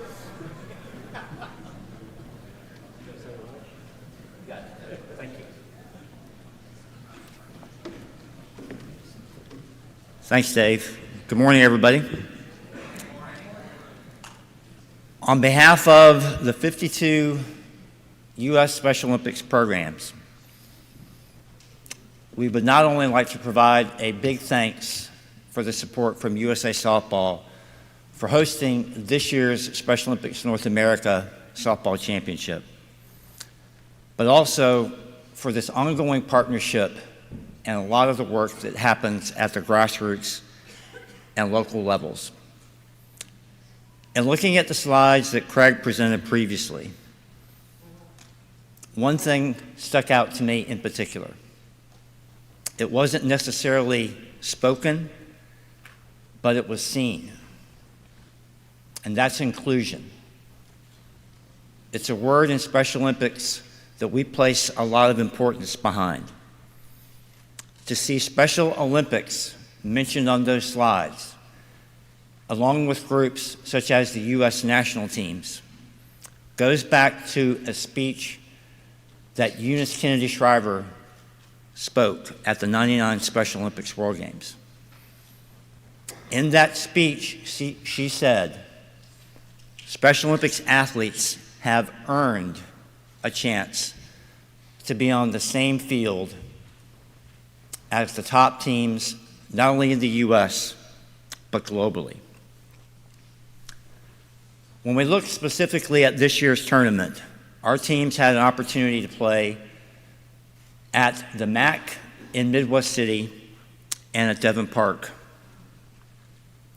Not only did they have a chance to play their games at this historic venue, but those athletes and partners and coaches had a chance to participate in an opening ceremony on the main field. We had ample space for Special Olympics Oklahoma to conduct their Healthy Athlete Screening program. And we also had an opportunity to hold a couple of exhibition games. We have a team from Oklahoma, a unified team, the Oklahoma Peacocks. They're from Grove, Oklahoma. They lost one game this year in their local mainstream softball league. They run the court in our top division of unified teams. Now, they took it to one of the local law enforcement teams during the second exhibition game. But we were fortunate to have the USA Patriots play against the Peacocks after our opening ceremony. The Patriots, I have to say, fared a lot better. They won the game. But Rich, I think if we invite you all back to the Peacocks, you're kind of in their crosshairs. So you might want to do some training now. But the culminating event, or the culminating weekend we had here in Midwestern Oklahoma City, that foundation is built at the local and the grassroots level. So when we talk about the partnership, a lot of the work and efforts that you all do locally and within the state programs helps to build to where these teams can come to Oklahoma City and compete at Devon Park. As a reflection of that, if you participated in any way, shape, or form at this year's softball tournament, please stand.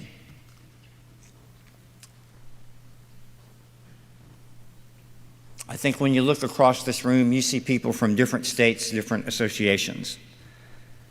For the folks from USA Softball and Devon in particular, I'd like to call out specifically and thank Cheryl, Troy, Brenda, Candace, Jordy, and Allison.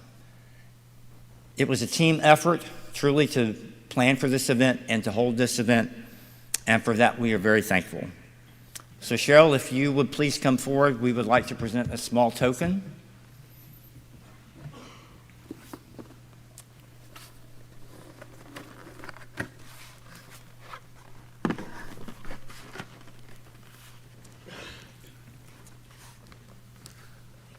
So again, on behalf of the participating programs and teams, I'll read this off. We would like to present this frame to USA Softball, get to the light here, in recognition of your support and leadership for the 2025 Special Olympics North America Softball Championship.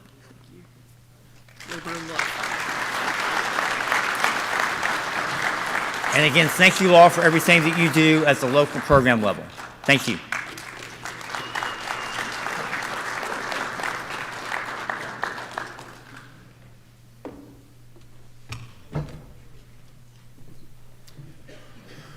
Mr. Andy Dooley, come on up. I think you all know what's next.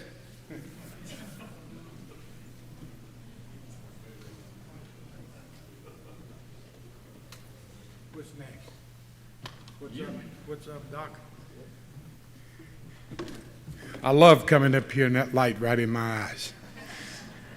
Good morning.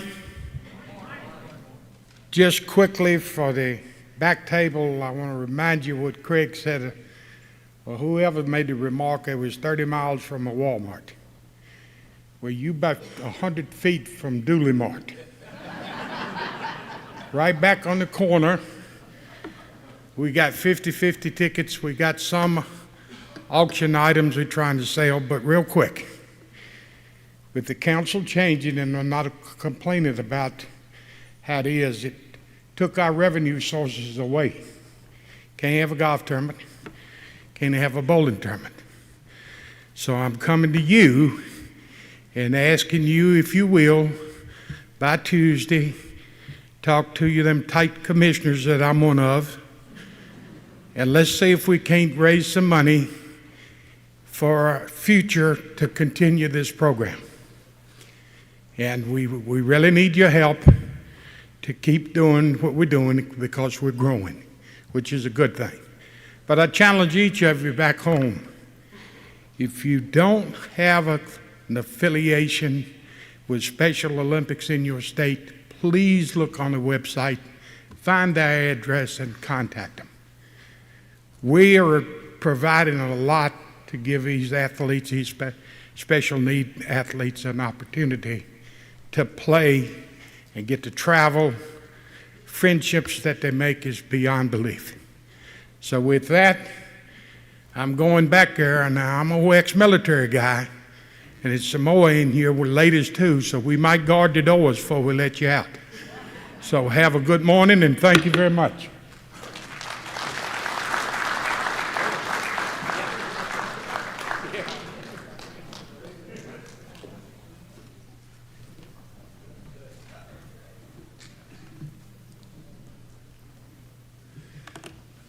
All right.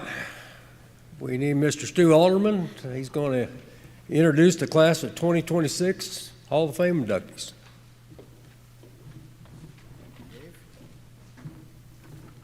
Good morning, everyone. We hope that you were able to attend the premier event for USA Softball, the Hall of Fame ceremony last night. It was memorable, passionate, great night honoring 7 individuals. At this time, special congrats to 2 of our own, Christina Drum, John Miller. If you guys are here, please stand up.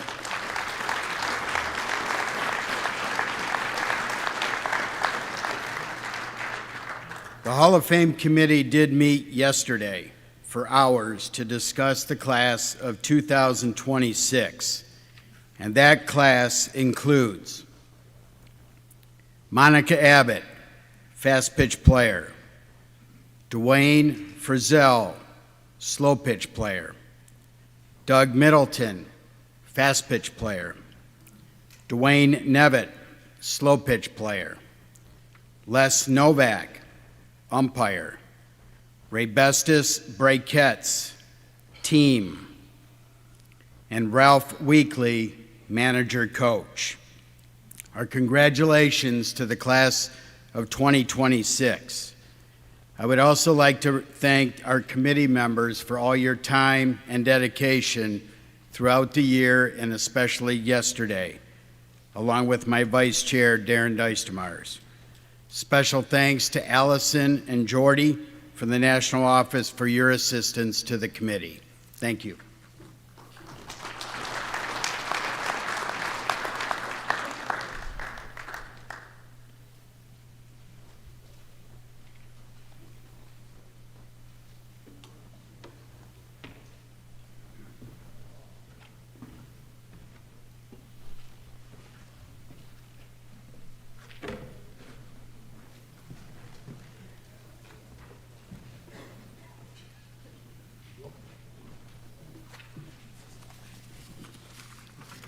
Good morning. It's a pleasure to be here in front of you again.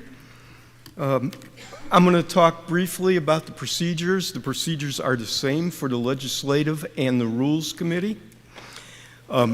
You have a booklet with the proposals that are in there. As of right now, the author of every proposal owns that proposal. The author can, on his or her own, amend their proposal or withdraw it. Once the rules and the legislative committees convene, the amendments become property of those respective committees. And they can be amended with consent of the author and 60% of the committee's approval. Or they can be amended on the floor with the approval of the author and 75% of the council vote. For those other committees that you have, another committee cannot amend a proposal. It has to come from the author through the Rules or the Legislative Committee. When all of the proposals are voted on, it will be a final approval of 60% of the council to approve the final amendments. One of the amendments has been amended, and on the back table, a little cocktail table in the back, there are copies of that amendment for you to pick up on your way out. So that's for legislation. And I'd like to introduce Kevin Ryan, and he will go over the current playing rules. Good morning. Okay, as we all know, this is really just to kind of give you an idea of what the rule proposal is and what it's doing to a current rule or how what's being added. So no discussion on whether you like it or don't like it, but if you have a question on what the rule change really means, please ask, okay? And they said don't forget the clicker, so I got the clicker, but how do you use it? Which button makes it go forward?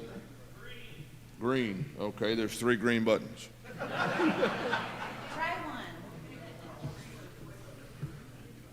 The big green button? Yes. The one in the middle, good point. Okay, item 1. Any questions or concerns?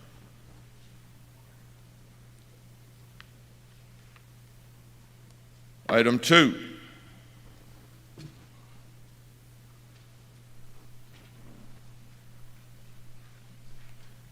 Item 3.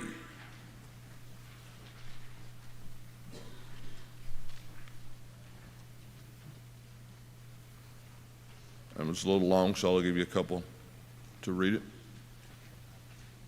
What's in red is what's being added. Okay. Item 4.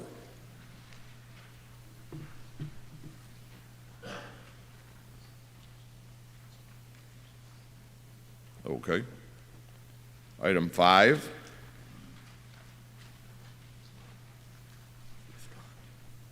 Has been withdrawn. Item 6.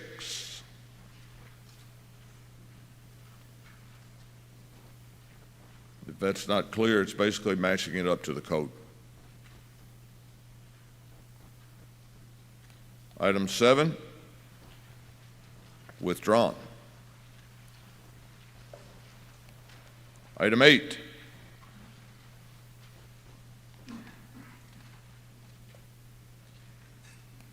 Item 9.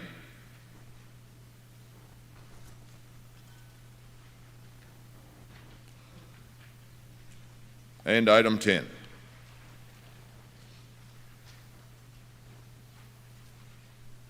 And like Donnie said, any authors that want to amend, withdraw, et cetera, on the rules, please make sure you get with me. Thank y'all.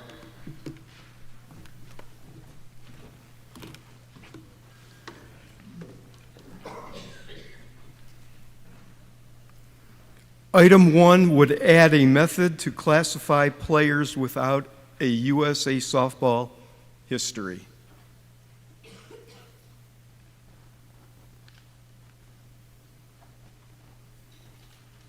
Item 2 changes the classifications protocol for pickup players.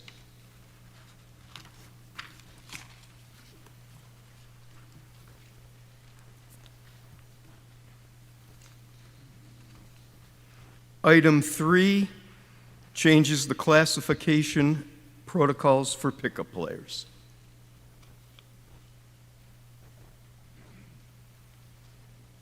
Item 4, the same as 2 and 3.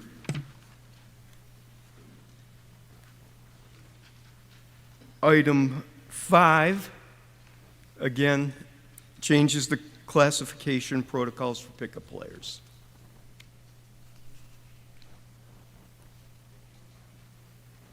Item 6 eliminates the plus designation for C and D players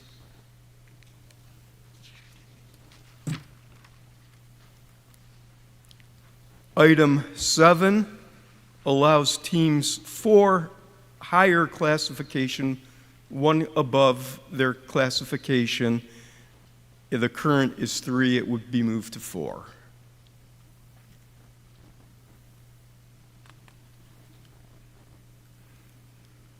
Item 8 would change the time limits for the JO Fast Pitch program, and that is the handout that is in the back. That has been amended from what's in your original bindered booklet. Item 9 would change the bracket for the men's major fast pitch. And again, if any author is going to amend or withdraw their item, please see me. Thank you very much.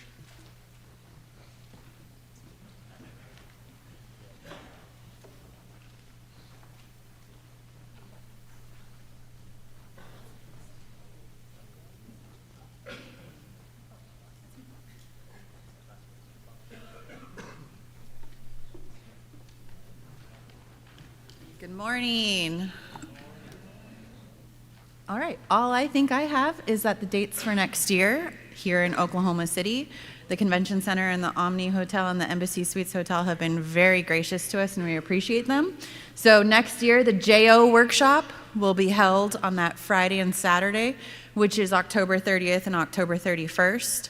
And then the council meeting will start on the 31st with the Hall of Fame banquet and run through that second board meeting on that Wednesday, November 4th.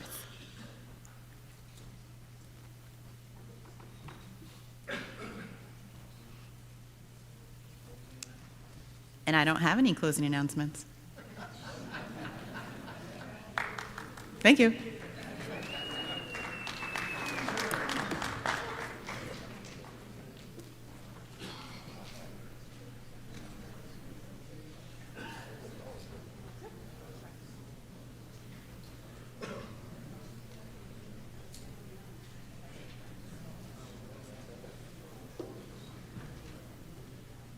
All right, we're going to break for lunch, and we'll return to the regional meetings. So this meeting is adjourned. Thank you.